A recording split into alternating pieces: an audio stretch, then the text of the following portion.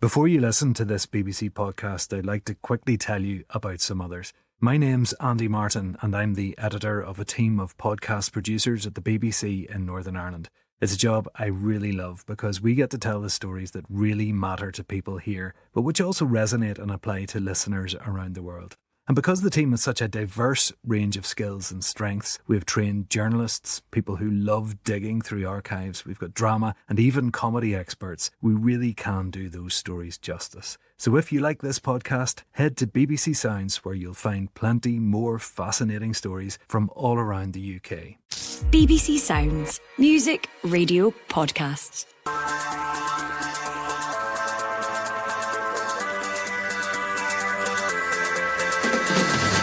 Hello and welcome to the Scottish Football Podcast. Now, as we record this, it's pre-season, so we're publishing preview episodes for all 12 top-flight teams, handy little pocket-sized guides to what could be in store for them in the months ahead. And this episode is dedicated to the side who finished the last campaign as champions, Celtic. Kyogo, Maida wants it, decides to go it alone! And what an outstanding goal that is! Kyogo for the hat-trick! With a Derby classic here! Palma winds up the shot and scores! Well, that's about blowing the roof off here at Celtic Park! Johnston across, it's 2-0! Maida smashes it into the roof of the net, and it is party time for these Celtic supporters! The Scottish Football Podcast from BBC Sports Scotland.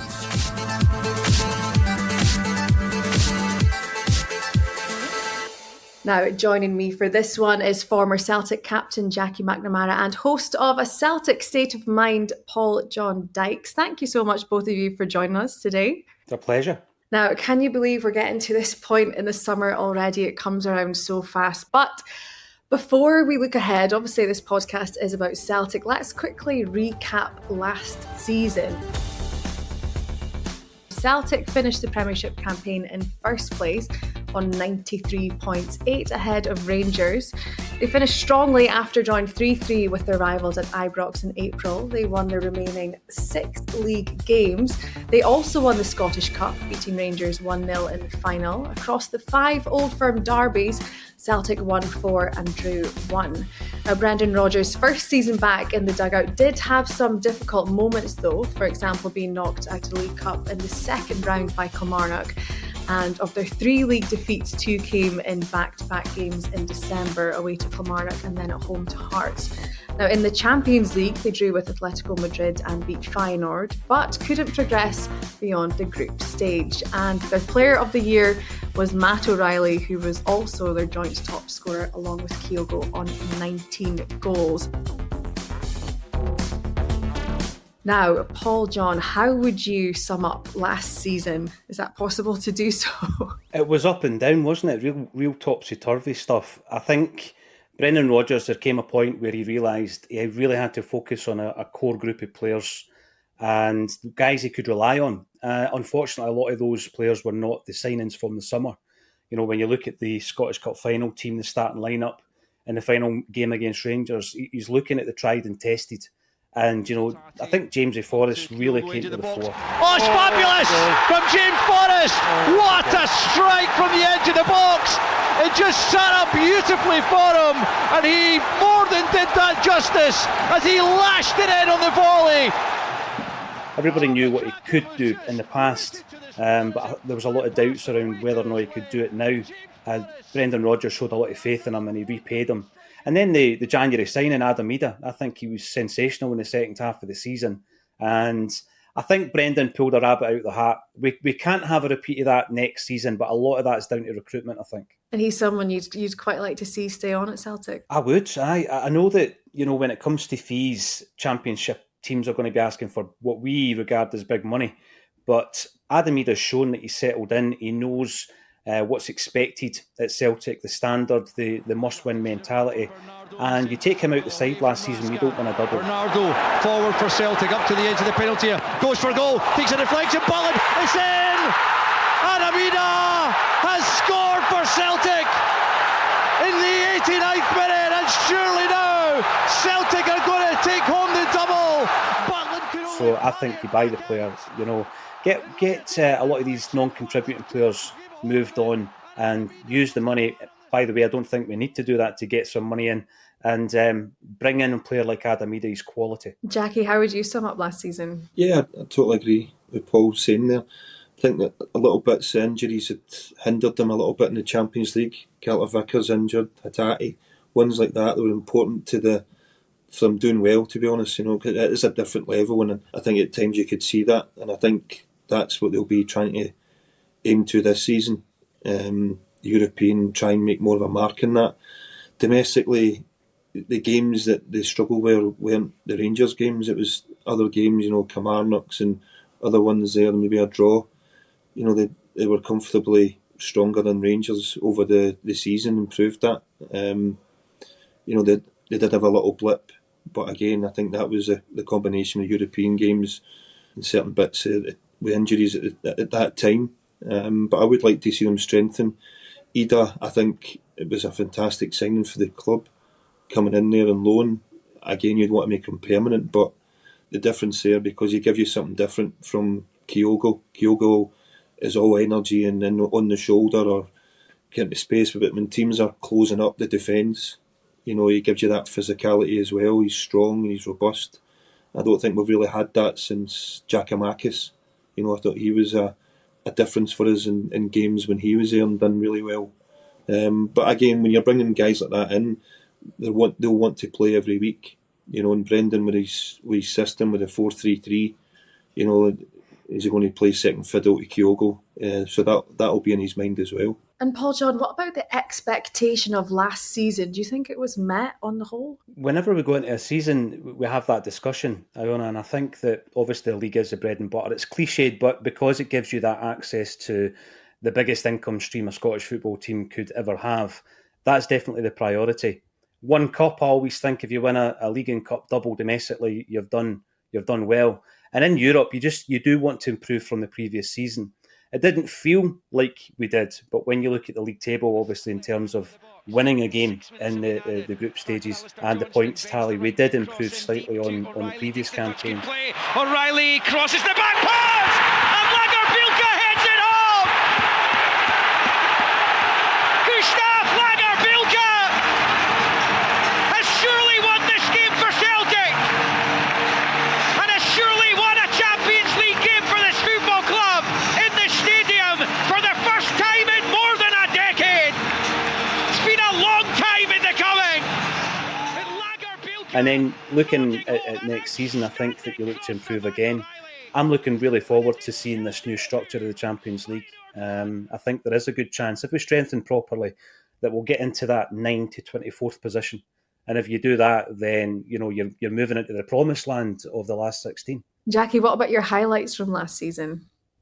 I think the highlights, obviously, the derbies, how comfortable we are in the derbies. That's always the kind of benchmark each season, and they were strong. Even when they've not played their best, like the final, I didn't think they were at their best in the final, but they won, and they have a good mentality. I think Brendan's record in the cups is fantastic, the Scottish Cup especially, and the Rangers games. And I think that was the biggest highlights for me of the season. The games that the pressure kind of turned on him a little bit, and there's a few doubters, and when it mattered there, the way they ended the season was really strong. There's that mental strength of getting through these games. I mean, Paul John, what were your highlights? I think, the games against Rangers were huge because there was a few of them we've gone in with some injury concerns, and we managed to get through every single one of them fairly unscathed. But, for me as well, when you go into January there, I think that we all felt there was a magic wand. We were going to bring 3 or 4 players and really kick on. And then there was some concern when we didn't. And the guy who seemed to be unfancied, Adam Ida, really shone in the second half. So that was a highlight as well. But also seeing Jamesy Forrest, in his 15th season, written off by many, and he was brilliant. I know it was something of a cameo near the end of the season, but he was outstanding. And he deserved his place in the Scotland squad. I was quite sad he didn't get a game. Now tell me, both of you, out of 10, what score would you give Celtic last season? A 7 for me. I think a 7. Just steady. Nothing ridiculous. I think obviously always room for improvement, no matter what. But I think 7. I think European, especially with the backing they have at home, to the special nights of Champions League, and I think we all want a piece of that. And as Paul said, you want to try and create a bit of history and get to that next stage, the last 16, which would be a great achievement. You'll be hoping to improve on that 7 this season, Jackie. Paul John, what about you? I'm going to agree with Jackie. I don't want to sound spoiled because we did win a double, but I think the manner in which we won it, the first half of the season, there was a lot of poor performances. The football wasn't great at times, but I think we've got to be happy with a double. So 7 out of 10 for me. You're listening to the Scottish Football Podcast from BBC Sports Scotland. Now, as we move on to the campaign ahead, I'm going to ask you to score again. On a scale of 1 to 10, how optimistic are you feeling going into the new season, and why? Let me go first. No pressure. I think you're always optimistic going into every season. I know there's not been a lot of talk so far about the signings or the lack of signings. There's a lot of rumours. We know there's areas that need to strengthen. But it'd be nice to bring 1 or 2 in that that really excites the fans, and that they're real quality. I think Brendan's been quoted many times, even in January, about the quality over quantity. Buying real quality in, and that does come at a big expense, but no guarantees as we've seen in the past. But you'd like to think behind the scenes that they're working tirelessly to get the positions they need to strengthen to do well in Europe. Domestically, they're more than fine with what they've got to see that through. But European Champions League is the next level, as we've seen over the last couple of years. So we can get 1 or 2 real quality in to help the team take it to the next bit. Then you maybe get up to 8 this season. Paul John, are you sitting at 8? Yeah, I think there's a bit of positivity because during the season you noticed a change in Brendan Rodgers when he was talking about recruitment and moving forward and improving. And I think he admitted the mistakes that had been made last season throughout the campaign when it came to recruitment. So I'm confident, maybe naively so, that this summer will be different and we will bring in that quality. We've already lost 3 guys from the first team, really, Joe Hart, Adam Ida and Paulo Bernardo. So whether or not the last 2 of those players are going to come back, I don't know, but they need replaced. So you're probably looking at 4 players to instantly impact the starting 11. And if we do that, then I'll go into the new campaign feeling pretty confident. Would that be the same then? See if you were, in terms of what you would like to see different in the Celtic squad this season, what you would like to see change, would it come down to personnel probably for both of you? Yeah, definitely. I think a little bit there obviously that there has to be change in the goalkeeping department with Joel moving on.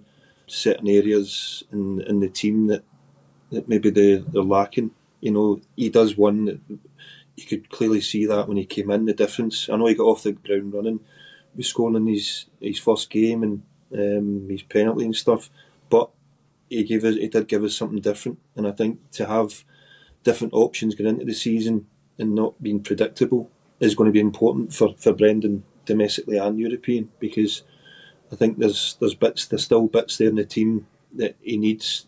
There's a few wingers came in that maybe need time to settle, maybe a good pre-season with them as well, that they've showed little glimpses before that there's something there, but they've not done it on a regular basis, and that's what we'll try to look for, that consistency week in, week out. What other areas of the park would you like to see strengthened, Paul John? I think, one of the big things in Europe is the athleticism and the physicality within the midfield area. You just have to look at the game Scotland lost against Germany. We've got a great group of individuals, but I think we were completely overpowered.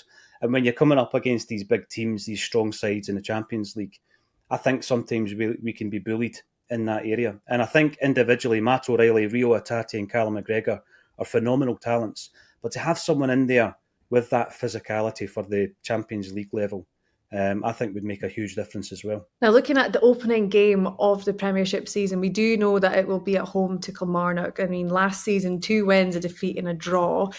The last meeting, though, was a 5-0 win for Celtic. Are you confident for the 5th of August and getting the season off to a good start? And also, how important is it to get the season off to a good start? Yeah, it's important. I think you're always confident at home. Kilmarnock have shown to be a tricky side last season, especially away from home with a pitch. And Dale McInnes, he always has his teams well organised and difficult to break down, but again at home, they're unfurling the flag, the fans there, and to start off the new season, you'd be confident at beating anybody. So I don't foresee any problems with the first game. I think everybody will just be excited to see who the new signings are and how they settle into the team. And Paul John, perhaps a new keeper between the sticks. Yeah, and the big thing with that is the void left by Joe Hart is huge. Not just the talent on the park, but I just think the experience and the leadership that he undoubtedly showed, and he must have shown that behind the scenes as well. So he's a massive loss, and we will have to, because at this moment in time, I think all we have is Scott Bain in terms of our first team goalie. So we'll need to bring in at least one. And then for that first game of the season, it is always special on Flag Day. Kilmarnock, I think Derek McInnes has done well in the past against Brendan Rodgers, but hopefully that last result, like you say, has got a wee monkey off our back when it comes to the hoodoo. Now, in terms of this season as a whole, are you expecting a tough challenge this season? Yeah, I think there's still a wee bit of the unknown. Obviously the biggest challenge will come from Rangers. There's been obviously more outs than. I know they've signed a few players, but it's been quite low key. You expect there will be a lot of changes there as well, so it'll be interesting to see who goes out and who comes in and how they strengthen. I anticipate there'll be other ones that will be stronger this year. I think Hearts have been recruited okay. Aberdeen, you expect them to be a lot stronger. New manager coming in as well. So no, I think it'll be a exciting season ahead. But from the Rangers side, you would think they would cause the biggest threat to the league for Celtic. Do you agree with that, Paul John, in terms of Rangers kind of expecting to be stronger? Yeah, without a doubt. I think that one of the biggest things is it will be Clement's, pre-season. It will be his transfer window. There'll be no looking back and thinking that this isn't my team. So I do expect the challenge to be from Rangers. I think some of the other sides in that division deserve great credit. Last season, St Mirren, for example, Dundee, Kilmarnock, of course, working on tight budgets and doing really, really well. And one of Jackie's old clubs, Dundee United, I'm delighted to see them back in the league. They're a Premier League club. They should always be in the top division. So looking forward to it. Now, as the club stands at the moment, obviously so many things could change. I know they're kind of expecting signings, but in terms of the squad at the moment, who are you most looking forward to seeing play next season? I think most fans would say Matt O'Reilly. 25 yards out, then onto O'Reilly, edge of the box. He's going to shoot with the right boot. Oh, it's sensational! It's utterly sensational from Matt O'Reilly. He smashes it in with a weaker foot into the top corner. Just so he's there. There was a lot of speculation from January onwards with Matt to score 19 goals and the assists he had. I thought he was excellent. Champions League games as well. I thought he did really well, which is probably why there's a lot of attention on him. So I think he would be the main one that everybody would be hopeful of seeing in the first game of the season. Paul John, you're hoping his grandmother's still on your live stream? I hope so, yeah, because if she isn't, that means that the grandson is somewhere else. And Matt O'Reilly is the obvious one, but I also think Rio Atati. We can't forget how impactful he was under, and didn't really get going under Brendan due to injuries. So I think it would be a big season for him. And then Nicholas Kuhn, one of these wingers who came in, I'm not prepared to write him off yet. I don't think he's been given enough of a run of games. He had a few injury problems himself, and I'll be interested to see how he develops. So there's one or two in there that I'm really looking forward to seeing. Now tell me, Jackie, in terms of predictions, what is your general prediction of how you think this season is going to go, or kind of one specific thing that you think will happen? Well, I think Celtic will retain the title, just because they have the best squad. They have a top manager that's been through it. Most of the players there, the core of the players, have experienced it. They know how to win, they know how to get over the line. McGregor's and Carter Vickers are strong characters. I think might be a couple of dark horses this year, in terms of pushing, which I hope there is, because I think it'd be good for the game. I'd like to see Hibs do a lot better than what they did last year. They should be a top 6 team. Obviously David Gray's been given the chance permanently this time, which I think they had to do, because he's been interim quite a few times and did well. So looking for big things for him. Obviously they'll be bringing a lot of players in and out at Easter Road as well. Hearts, as I said earlier, I think really impressed with how Naismith goes about his business and how he tries to play, gives young ones a chance as well. And they've strengthened, they went about it quietly. So, as I say, I think it was going to be a good season, but again, it's hard to see past Celtic. Could be an interesting season ahead. Paul John, what's your sort of general prediction of how you think things will go? I think we're at that situation really where we're in a unique position of being in the best financial health that we've ever been in the history of the club, and some of that has to go in the football park. And if it does, and it's spent wisely, then I think 4 in a row will happen. Then you look at Europe and you think to yourself, well, I'm greedy, I want all the cups, but if it was a choice between a treble or a league and progression in Europe, I'd go for Europe. I think that, aiming towards that 9 to 24th position is achievable. And if we were able to do that, that would be real progress. Would you agree there, Jackie? Yeah, 100%. 100%.